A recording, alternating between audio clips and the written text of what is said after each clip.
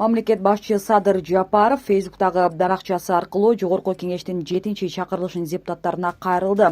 Ал президентти, парламентти, министрлер кабинетин бир эле иш башкармалык тейлей турганын айтып, ар бирин өзүнчө бөлүшүү ашыкча чыгым экендигин билдирди. Президентти, парламентти, министрлер кабинетин бир эле иш башкармалык тейлейт, баарына бирдей баш ийет. Себеби бул мамлекеттик мекеме силерди тейлейм, а силерди тейлебейм деген принцип болбойт. Эмне муктаждык болсо билдирме бересиздер, камсыз кылышат. Кылбайбы арыз жазгыла, жетекчилери дароо жооп беришет. Керек болсо кызматтан кетишет. Өзүнчө бөлүп алганыңарда казынадан кошумча көп каражат кетет. Элдин акчасын үнөмдөйлү. Өзүнчө бөлүп алсаңыздар эле бир башкача тейленип кетпейсиздер. Баарыбызды бир эле иш башкармалык бирдей тейлеп жатат жана тейлей берет, деди президент.